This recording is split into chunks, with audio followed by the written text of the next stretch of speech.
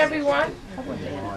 We got such a nice big crowd on this really cold, frosty day, but I guess at this point we're all used to it, and we're like thrilled that it didn't snow today, right? Right. I just wanted to thank everybody who bought books for our Giving Tree fundraiser. We're almost at $800 of books that we sold, and those are all, for anyone who doesn't know, it's a program to bring books into the library to increase our collection, and you can do it in honor, in memory, or in dedication to somebody that you know, either in your family or whoever. But we started last year, and we doubled how many books we sold for this year.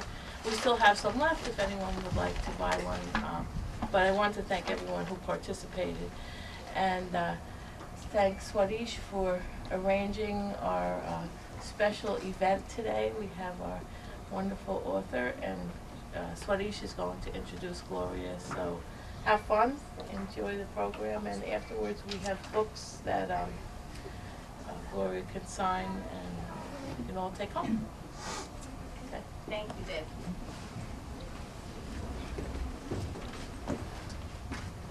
Good morning, everyone, and Happy New Year. It's a little late, but I think this is the first time some of we, met today.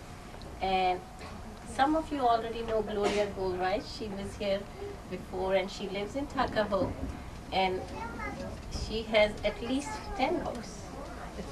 15. I'm sorry, 15. Also including children's also. No, that's not including the children. So those are separate. So do you know how excellent author she is, and her new book just came out. It's called Open Doors. An excellent book. I just read it and couldn't put it down. So Gloria actually graduated from Brandeis University and did graduate work in Jewish history at the Hebrew University in Jerusalem. While still at undergraduate at Brandeis, she was the winner of 17 magazine short story contest, and her first nationally published work appeared in that magazine. And her articles appear in other magazines, McCall, Red Book, Ladies' Home Journal, and also her work has been widely authorized and translated. She is also the author of children's books, as I mentioned, What Can She Be? It's a novel for young adults, and also 10 traditional Jewish children's stories. She also edited the prize-winning anthology, A Treasury of Jewish Literature. Her novel Leah's Journey won the National Jewish Book Award for Fiction in 1979, and her second novel, 4 Days, won the Federation Arts and Letters Award.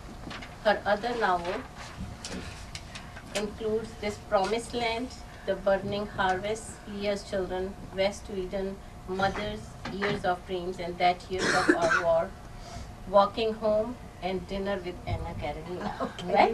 you got it. And her books have been selection of the Book of the Month Club and the Literary Guild and the Throne Book Club.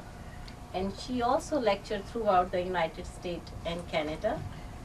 She's married to an attorney, and she's the mother of grown children and grandmother of 8 grand. Yes. So it's my pleasure to welcome Gloria Goldreich. And it's my very great pleasure to be here. Tuckahoe is my home, and this library, which has been of enormous help to me, is my home within my home. I want to thank Debbie for coming out in this horrible weather to drive me, but I particularly want to thank Swadish, who had a hand in this book and in other books in helping me with my research and finding hard to find texts for me, so that you can see this library is more than just a casual drop-in place for me. It's an important part of my creative, my recreational, and my intellectual life. So we are very fortunate to have this wonderful, warm home of books to come to. I want to talk to you today about how novels come to be written, particularly my novels, and then segue into how Open Doors came to be written.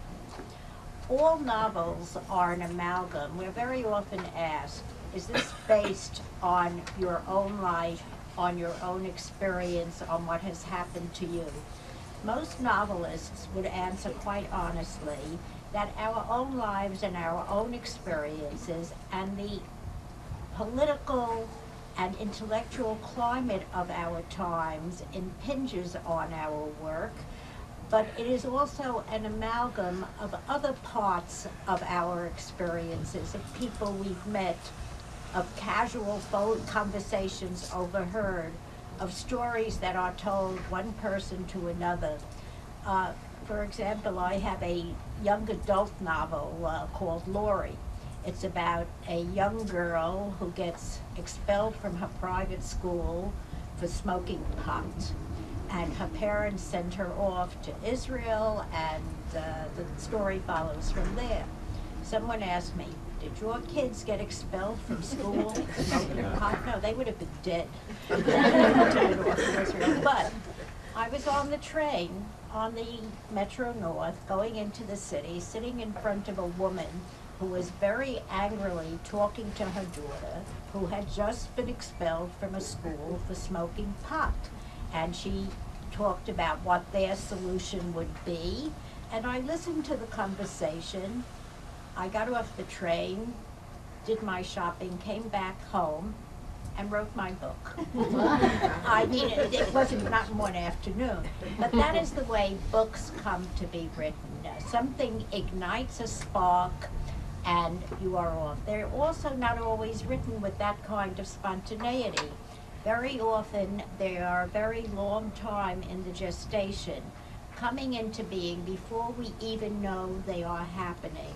Swadish spoke of my novel, Leah's Journey, which was my first adult novel. I had, before that, written many short stories, children's books, young adults. It seems that my audience aged as my children aged. So when my last child went off to full-day kindergarten, I was ready for an adult enterprise. But Leah's Journey, which I wrote in 1979, it hardly seems possible that it was that many years ago, was presaged almost 10 years before by a literary vignette that I published in a small magazine.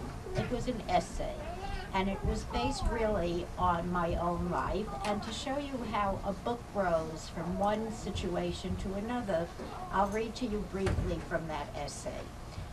Jean Leah, my infant daughter, 15 pounds of sweet softness, carrying with her tiny life the name of my husband's mother, who died of leukemia at the age of 57, and that of my grandmother, who left the earth at last at 93, having prepared her shroud 3 days before her death, when the chill of its shadow touched her. Jean, my mother-in-law, 3 weeks dead when my husband and I first held hands in a darkened movie house, is a smiling, plump-faced woman in the photograph my husband carries in his wallet. Her eyes are gentle and full of laughter, as they are in other photos I have seen, in wedding albums and family portraits, and in the faded snapshots my husband keeps buried under shirts he no longer wears. Sure. But cannot... Okay. But cannot give away. They say our Jean Leah, can you hear now? Yes. Our Jean Leah has inherited her grandmother Jean's nose, small and turned up between the soft hills of her chubby cheeks. But I know she has my grandmother Leah's eyes, rich dark pools of wisdom and warmth, too large and wise for a baby's face, just as they seemed always too burning and bright in the withered folds of my grandmother's life-worn skin. My daughter's Hebrew name is Leah. The graceful syllables ring out through the sounds of my childhood, sparkling with strength and love, warmth and care. So, I wrote this essay in 1969. It was about my grandmother, who was an immigrant to this country, who was an analphabetic woman who could not read or write, but who nevertheless inspired the story of this an immigrant woman who achieved a great deal artistically and became a sophisticated woman. My grandmother and my heroine melded. I'm sure no one here really remembers the story after so many years, but it begins with a rape in Russia, which was not an unusual occurrence in the Russia of that day. Tsarist Russia, known for its pogroms, for its anti-Semitism, for its government-organized chaos, which were the results of pogroms. They weren't a spontaneous riot. My grandmother herself was not the victim of such a horrendous experience, but my childhood was haunted by a wraith of a woman. She came to our home at inappropriate hours, too early in the morning, too late at night. In the summer she might wear a heavy coat, in the winter she was lightly dressed, and we knew with the instinct of children that there was something terribly wrong with this woman who had come from my grandparents' small village in Russia.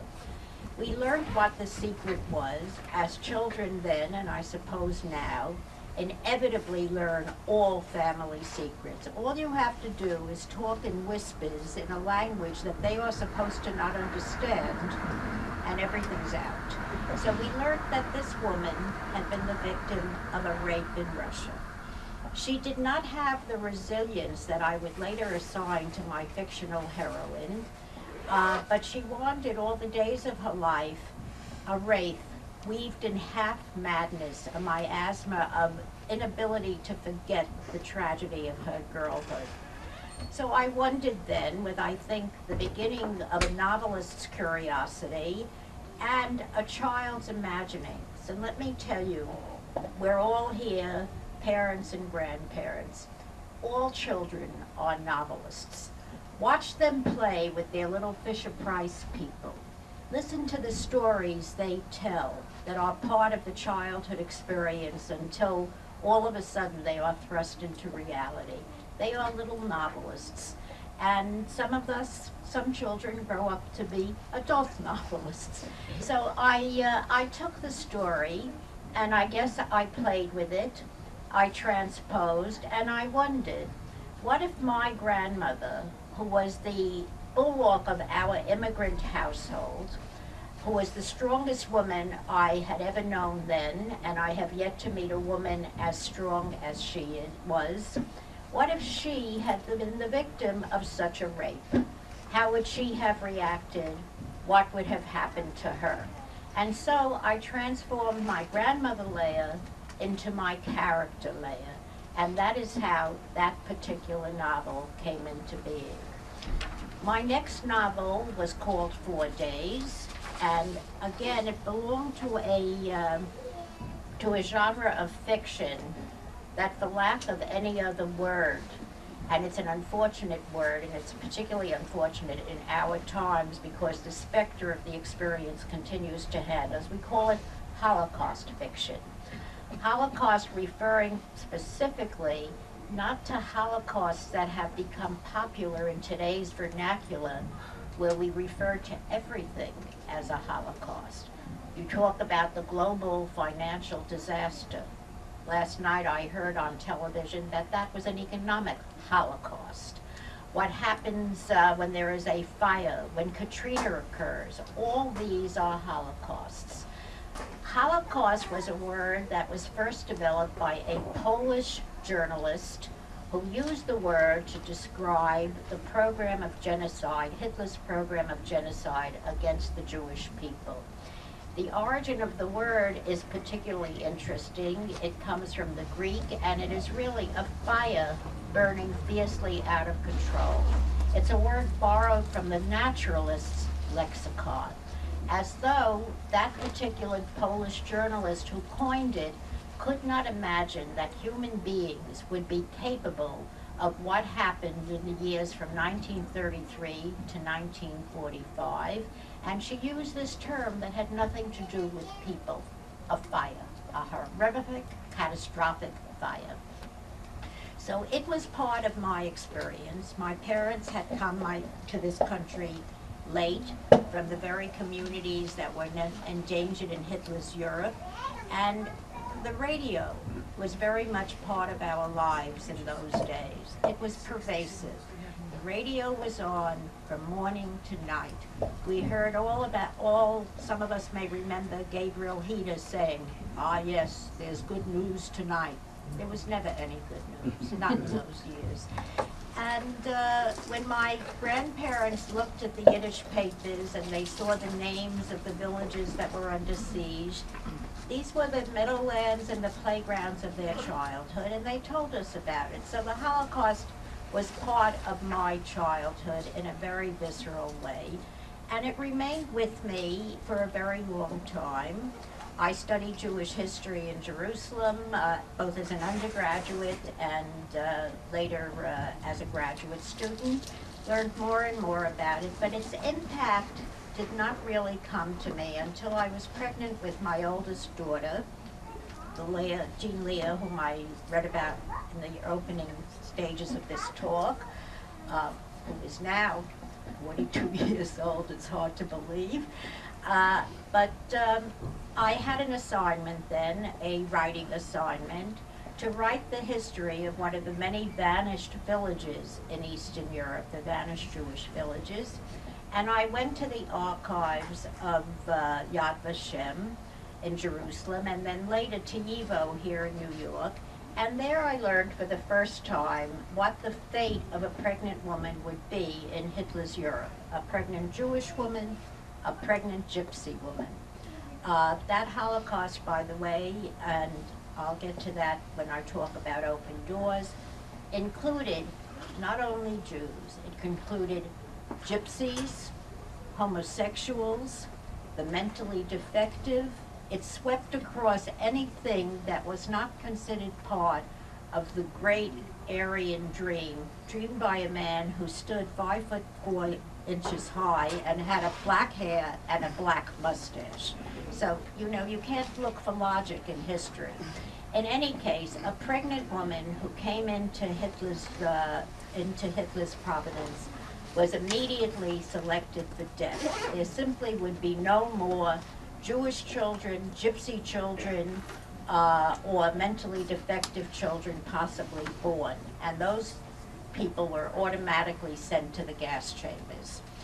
I was horrified, and I was pregnant myself when I did this research, and I wrote a story based on that, a story that dealt with a pregnant woman who writes about, she's married to a survivor, and she writes about her husband's family.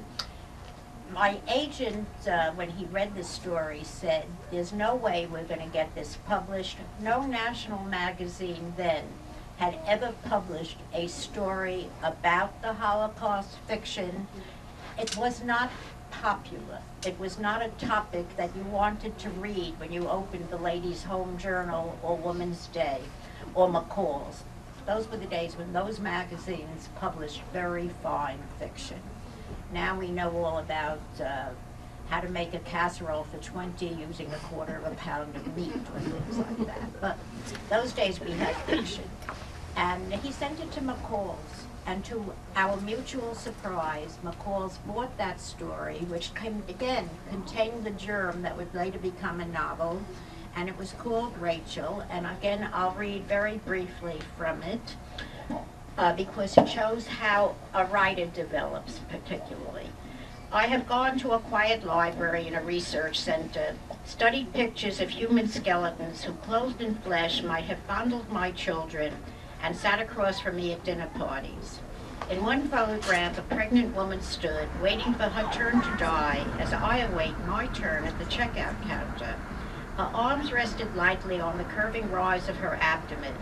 She stood balanced slightly on her heels, as pregnant women do, so that as they move, they rock and soothe the fragile life they carry. That rocking posture revealed her pregnancy to me. Otherwise, the protuberance might have been the swelling of malnutrition. When I was pregnant with Rachel, I too walked like that and thought of my husband's sister. I felt a great closeness to that woman I would never know. It was during that pregnancy that I began lighting candles on Friday evenings. My husband watched as I cover my eyes and said the blessings. He watches me still each Friday morning when daylight dies and the candles glow, bathing the room with their flickering secrets. I have read that there are women who, as they kindle the Sabbath flames, feel a spirit hover over them, enveloping them in a gentle fold of peace, carrying them beyond the Sabbath stillness of their own dining rooms to other tables and other times. Some call it a shekhinah, a heavenly umbrella of sweet holiness, linking generations, spanning years. Occasionally, I too have felt that almost corporeal shekhinah sweep over us as I stood with my hands covering my eyes, the flames dancing in patterns of light between my fingers. So, from that story, again, published almost 10 years before I would write 4 Days, another novel grew, which was the story of the daughter of a Holocaust survivor who is pregnant with a child she does not want to have. She's in her 40s, she has 2 healthy children, a terrific career. The child was what in my mother's day was called an accident. And she has to decide whether or not to carry this child. And it might seem that her decision is clear. She's a modern woman, and she believes, as I do, that women have absolute sovereignty over their own bodies. A government cannot and should not legislate whether a woman should or should not carry a child. And yet she is bemused by this terrible situation. And again, the book goes on from there. This is how books begin. Swadesh mentioned my book, Walking Home, which is probably somewhere around here, which was published, I guess, 3 years ago. And I'll tell you how that book began because it's kind of an amusing story. It's a book that concerns a dog walker. I don't own a dog. I don't like dogs. I've never had a dog. But as I told you, my older daughter lives in London. And she has had, at that time the children were very small, 2, 3 small children, and my husband and I were babysitting. And as you know, London does not have seasons. Now they're having snow. They're so shocked. They don't even have snow plows. But they have weather. And their weather is usually rain.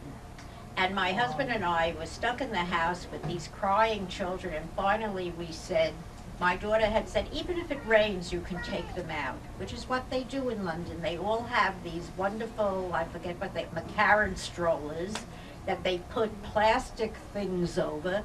You go out into the rain, you go to the playground, there they are in the rain, swinging the kids on swings. So we said, okay, that's what we have to do, because if we stay in the house, we'll go nuts. So we took our grandchildren and we were walking through Kensington Gardens. And along came a woman. She was wearing a long black Macintosh, and she was walking with 3 big dogs. And she was a rather well-dressed woman. She had big wellies on, you know, the high Wellington boots. And I said to her, I was desperate for adult conversation, gee, you must really love your dogs to take them out in the rain. And she said, they're not my dogs. I'm a dog walker. And she had, in England, you can almost immediately tell the level of education by the accent. And she had what is called, what my son-in-law calls, an Oxbridge accent. So I said to her, oh, is that what you do for a living? She said, yeah. I said, what did you used to do? And she said, I used to be a writer. And then she explained to me, she'd been a writer for the BBC. She was made, what they call it in England, she was made redundant. That means she was fired. And so she was made redundant, and she didn't want to teach, and she didn't want to be in an office again, and a neighbor asked her to walk a dog and said, I will pay you, I forget what it was, £6, £5. And so she did it, and she said, this is an easy way to make money. She said she is now making upwards of £80,000 a year. She does about 4 or 5 circuits, taking 3 or 4 or 5 dogs. And you know what she said to me? It's a cash business. You make a minimum report to the tax authorities and the rest is yours. And I was absolutely fascinated by that. Anyway, we got back home, my husband and I, and walking in the city, I noticed a lot of dog walkers. And I began, much to my husband's embarrassment, I began stopping them and asking them how they happened to become dog walkers. I went a little further. I asked them how much money they made. They all made lots of money. I think we should tell Obama about it. They all, except maybe the dog owners now don't have that kind of money. They made lots of money, and they also had other perks. One of them told me they kept the keys. The people they walked the dogs for had jobs. They gave the dog walkers keys to their apartments, to their homes. And the dog walkers, any of you have dogs and hire dog walkers? No. The dog walkers use those keys, they pick up the dogs, they fill the doggy dishes with water and doggy food, and then they take baths there because a lot of them don't have jacuzzis. They bring towels along. They investigate the refrigerator. Some of them take naps in the houses. And they're very, you know, they were very open. They were very, they're unemployed actors or actresses, unemployed writers. Every writer is unemployed. But, and so then after I had developed that, a friend of mine whose parents had recently died in rapid succession told me that she could no longer face going to her office. She felt terribly alone, terribly alienated, and what should she do? And I said to her, why don't you become a dog walker? And she did, and she did. And more or less, Walking Home, which is the story of a dog walker with other aspects of it, became the book that is now on the display table there. So that's, again, a very casual encounter, and that is how a book began. My next to the last book, I'm not going to go through every book, don't worry. My next to the last book, the one I published before Open Doors, was called Dinner with Anna Karenina. And that is a book about a book club. Book clubs have suddenly seized the imagination, not only in this country, but throughout the world, of the reading public. We owe no one a greater debt as writers and as readers than Oprah Winfrey. She's really a phenomenon. I really think that Obama should have named her Vice President, Secretary of State, Minister of Culture. Anyway, she was one of the people who started the book club craze. My daughter who lives in London, and this is true also of my daughter who lives in Cleveland, and my daughter-in-law in New Rochelle, they are all members of book clubs. My London daughter's book club takes it a sort of step further. They're all very, pretty much sophisticated professional women, and their book club becomes a dinner book club. And it's getting to be a bit much, as my daughter says, because now not only are they competing each other, out reading each other, but they're out gourmeting each other. So, in any case, they're a group of very nice women. They've been together for a long time, and one of them is the most envied member of the group. She has the best house, the most interesting husband. She's, I think, the richest, the most adorable. You know, she's one of these people that you look at and say, why her? Why not me? And my daughter arrived to the book club one night at her home, and before the book club began, this woman told all the other members of the group that doesn't want any questions, but she's letting them know that she asked her husband to leave the house that morning. He had done something so reprehensible she could no longer live with him, and their marriage was over, and don't ask me any questions. And so naturally they didn't, and naturally they all then went out for coffee and said, what could it be? Did he embezzle? Is he homosexual? Was he a child molester? And these questions went on over a considerable period of time. My daughter told me this story, and I wrote about a book club.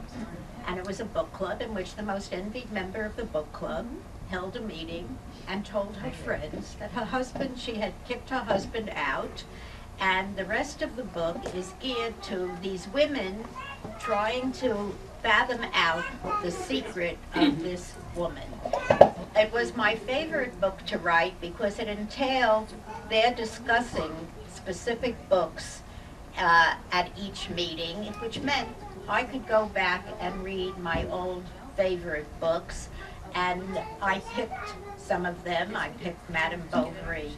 I picked Little Women, my all-time favorite forever and ever. And I went into it in depth, and I created discussions that the women had, all of them leading back to what had this husband possibly done. I found a solution for it and did it in my book.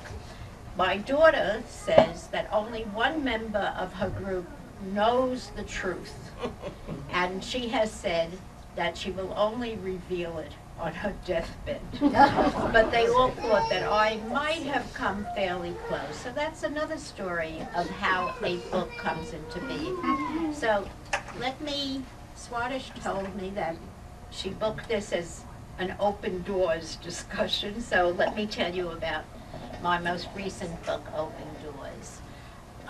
Again, it's an amalgam. It's an amalgam of a great many experiences.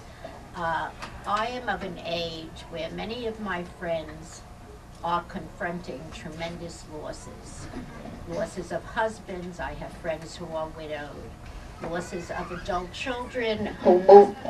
Is this better? Yes. Okay. Losses of children who move to distant cities.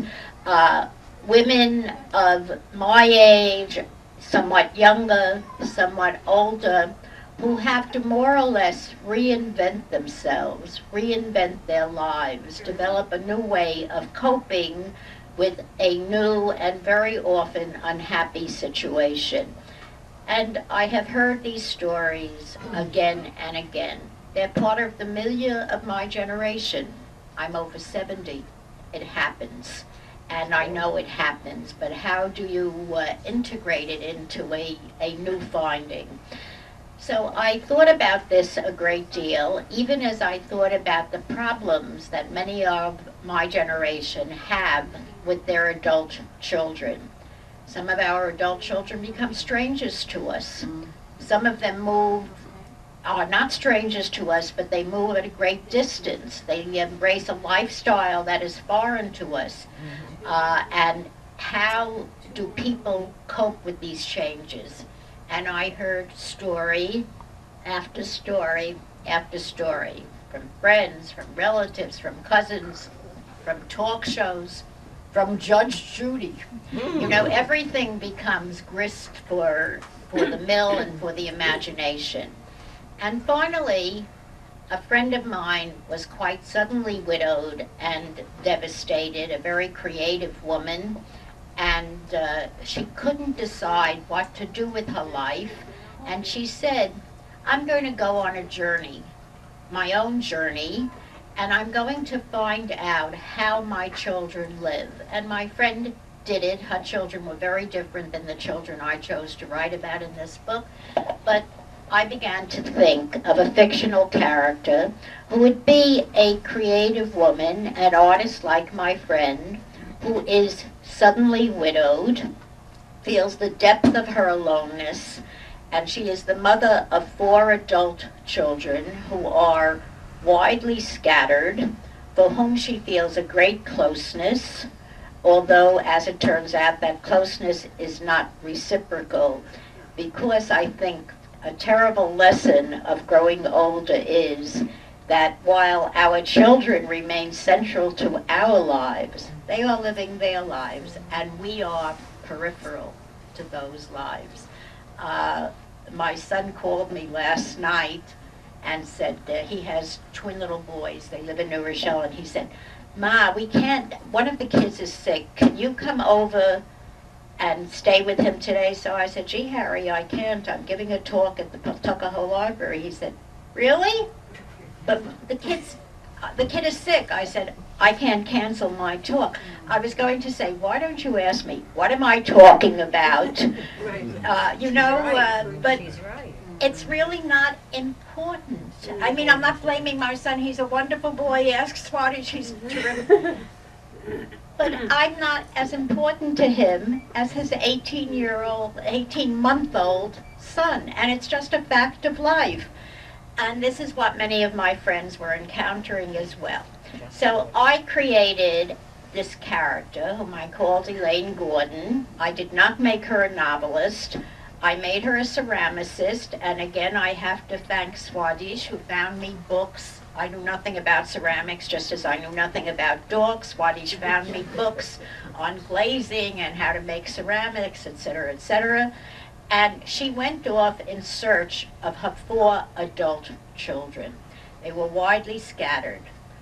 She had twin daughters, one of whom had become a very Orthodox Jew and with multiple children, who had moved to Jerusalem.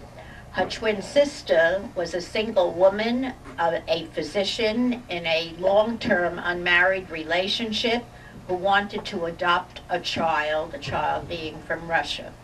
She had 2 sons, one of whom had become a movie producer and lived a very upscale life in California, and her 4th son, who was a gay young man, a very accomplished attorney, in a very long-term relationship with a young Jamaican photographer, a man of color. So I gave them all diverse backgrounds.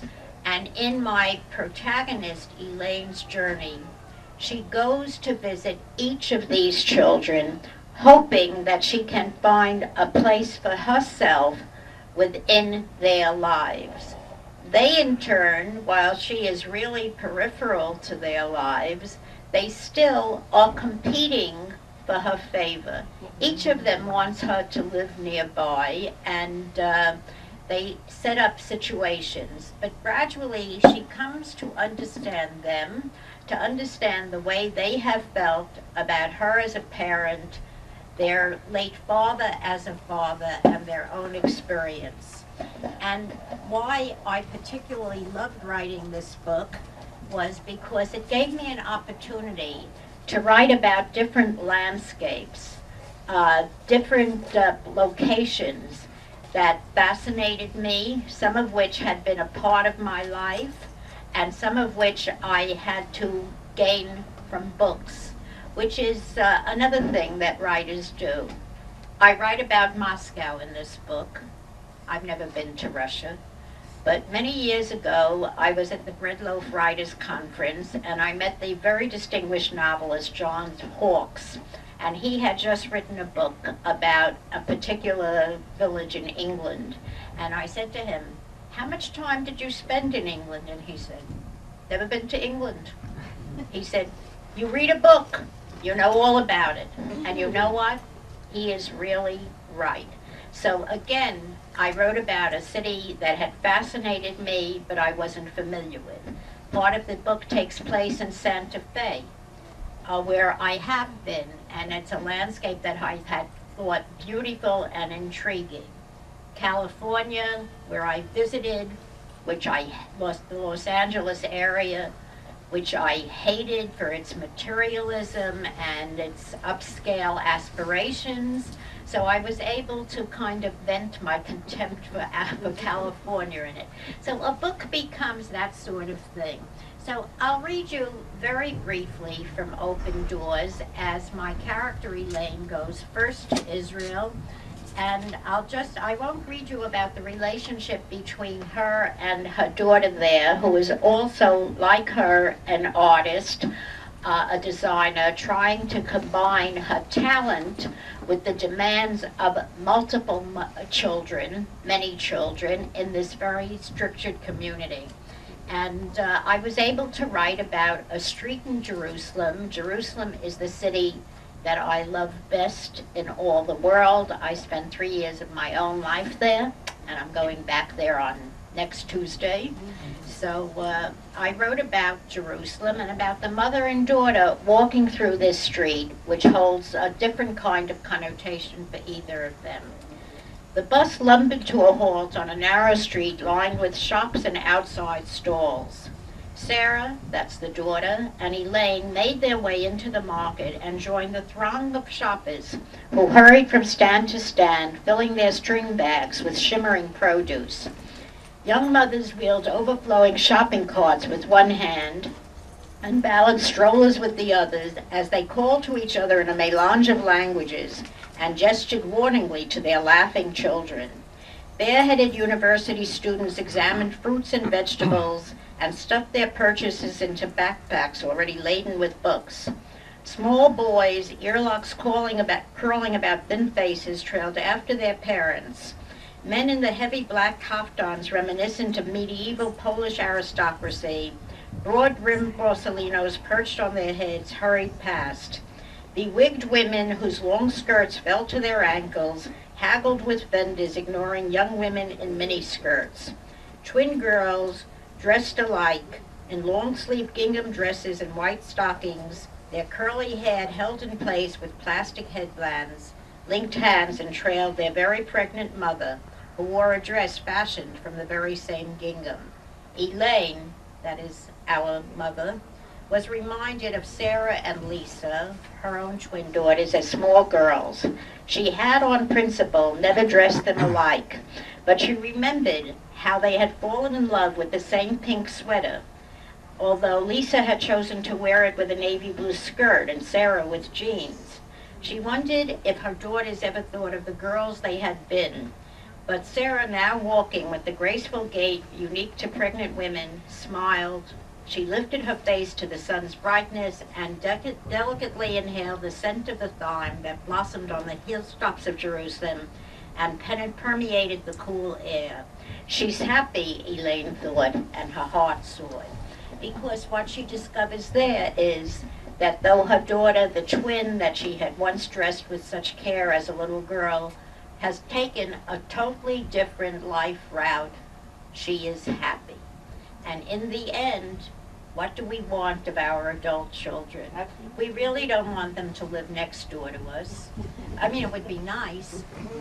We want them, in the end, to achieve that kind of happiness that Sarah sees with her daughter, Sarah. Sarah's sister, Lisa, is the single doctor who has never married and never had children. And her mother does not know the reason why. It's a mystery that is ultimately revealed when she and her daughter go to Moscow together to adopt a Russian child. And this is a new bonding for them. Beyond a bonding, it is a revelation of their own past lives together. A mystery is more or less solved. Now, as I said, I've never been to Moscow. I have no adopted children. I didn't know how such a procedure worked. And again, I turned to Swadesh, who found me everything I needed on the intricacies of foreign adoption. Tuckahoe Library is a treasure trove, and it really is not only for the books, but for the people who extend themselves to us. And so my characters go to Russia, and that's okay. I won't step on them.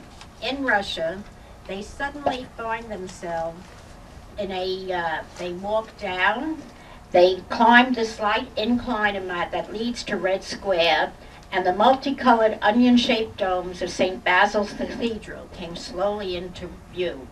They entered the huge building, and Elaine, who had delighted in the exotic exterior, was disappointed by the dark antechambers, the brick walls decorated with faded flower frescoes, the chapel stark and forbidding. She was relieved when they emerged into the bright sunlight of an unseasonably warm morning. They turned onto a narrow cobblestone street and noticed a white stone Byzantine building, its frontage supported by a series of Greek columns. Small groups of women made their way up the high steps, now and again glancing furtively over their shoulders. The men, most of them middle-aged or elderly, wore dark suits and hats, and their wives huddled in oversized coats. Elaine and Lisa drew closer and read the plaque that marked the entry. They were standing in front of the choral synagogue. They looked at each other in surprise, and wordlessly they entered. Elaine looked down at the altar, illuminated by electric lights and flanked by 2 tablets representing the 10 Commandments inscribed in Hebrew and Cyrillic. There was a large plaque containing the words of the mourner's Kaddish. She and her daughter stood as the rabbi intoned the Kaddish and repeated the prayer in hushed tones. It was fitting, she thought, that she and her daughters invoked Neil's memory, that was her husband, in this city not far from the village of his birth. So again, a city that I had not seen, but an experience that was familiar to me, became part of the story. I wanted to talk a little bit about Santa Fe, which is a wonderful city for many reasons, both its physical beauty, the variety of its cultural offerings, and its history, which in some ways is quite grim. New Mexico was the home of Los Alamos, and Los Alamos was where the atomic bomb was conceived.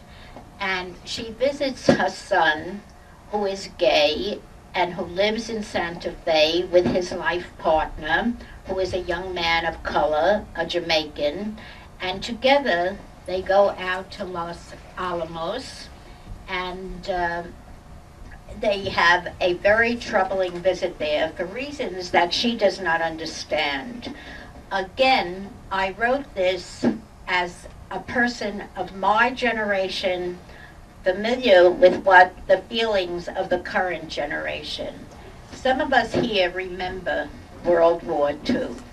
We remember that Harry Truman authorized the dropping of the atomic bomb on Hiroshima and then on Nagasaki, and the dropping of that bomb, which was a horrendous thing, took hundreds of thousands of Japanese lives, and it's estimated that it saved about 1 million American lives and Allied lives. It was probably an agonizing decision for Harry Truman, and it remains something that perplexes the younger generation today. We hear endless discussions of, was it moral? Was it right? War is never moral, and war is never right. But there are wars being fought that give us no options. It reminded me of much of the discussion about the war in Gaza. Is it moral? Is it right? It may not be moral, it may not be right, but it's necessary. It was necessary. I won't take questions on that, but I want to relate it to what I wrote about. It's something that I feel deeply about. I would love to be a pacifist. Anybody here like war? Don't we all want peace now? But the reality that both Harry Truman faced and that the leaders of Israel face is that it's very hard to be a pacifist when you're facing those who are bent on your destruction.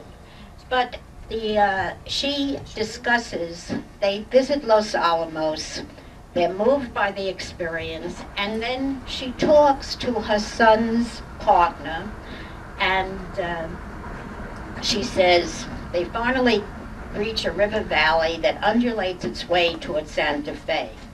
She says, It's so peaceful here. Yes, Andrew, that is the young black man. Yes, it's a relief to get away from Los Alamos, from everything it stands for, Andrew replied. You mean the Manhattan Project, the atomic bomb, the Hiroshima bomb, the Nagasaki bomb, the ongoing development of nuclear weapons. You don't believe we should have dropped the bomb, she asked.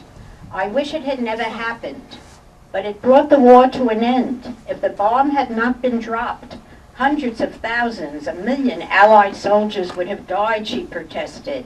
But even as she spoke, she reminded herself that her children had been born decades after World War II. The war had not impacted on their lives. For them, those terrible years were a historical abstraction. The morality of the A-bomb decision was a question to be debated in cafes and dorm rooms, in seminars and auditoriums. They had the luxury of hindsight, of cool analysis and cooler judgment, while her generation had lived in the very cauldron of terror. Why wasn't it dropped on Europe? Andrew asked. The question startled her. What Andrew means, her son said slowly, is that the bomb was dropped on Japan because there were fewer qualms about a genocide against people of color. You can understand why that would anger me, Andrew said, considering my own ethnicity. I can understand that, she said. There was, of course, a great deal of discussion of that during my own university days. I think the general agreement was that the war in Europe had ended before the Manhattan Project detonated its first bomb. I don't think that the skin color of the people of Hiroshima contributed to the decision to drop the bomb. And with all due respect, Andrew, I don't think it was genocide. Jews of my generation understand exactly what genocide was. All right, genocide is the wrong word, but don't you agree that skin color must have played some role in the decision, that people of color, Asians, African Americans, Caribs like myself, were a more comfortable choice? She hesitated and finally said, he said, if Andrew and I were living in Hitler's Europe, we would be doubly vulnerable, he because of his skin color, I because of my religion, and both of us because of our homosexuality. And at that point, she realizes the vulnerability of her youngest son's life, how it would have been triply vulnerable had they lived in that period, and how, in fact, it remains vulnerable now. All these are insights that she had not had before. There's similar awakenings when she visits her son in California and finally comes to her own decision of what she will do and how she intends to live the rest of her life. So, this is how books come into being. I hope I've given you some insight into a novelist's progress. And I have to tell you that I was asked, I'm often asked, if there's a unifying thread linking my fiction. And I think it is just daily experience that has involved and intrigued me. And I remain essentially, I think, a chronicler of families. I don't believe, as the great Tolstoy did, as he wrote in Anna Karenina, he said, all happy families are alike, all unhappy families are different in their own way. I don't think that there are happy and unhappy families. I think that each family in turn, according to the seasons of their lives, will endure unhappiness as well as happiness, silence and revelation, open doors and closed doors, and that we are, as human beings, always know that there is a time to weep, a time to laugh, a time to mourn, and a time to dance. Thank you.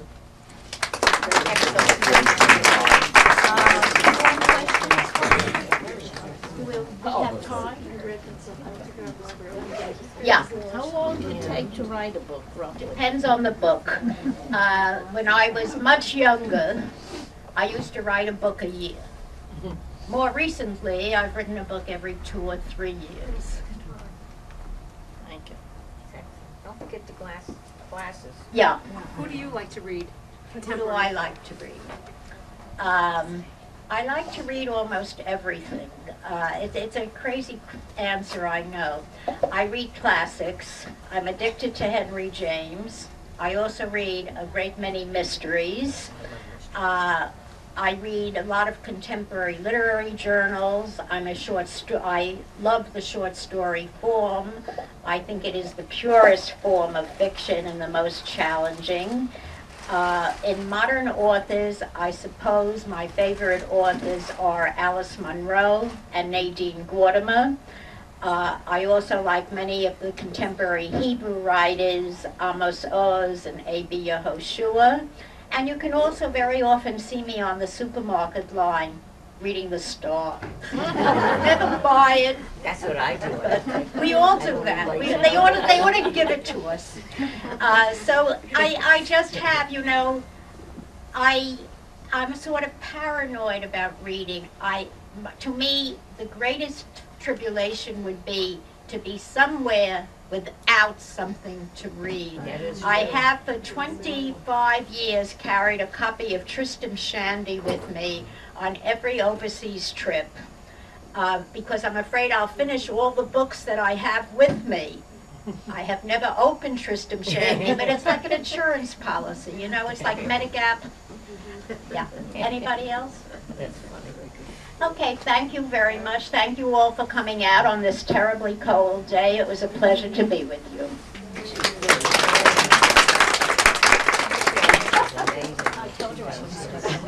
No, well, I hope everybody had a good time. We are really very, very fortunate to have Gloria here with us today.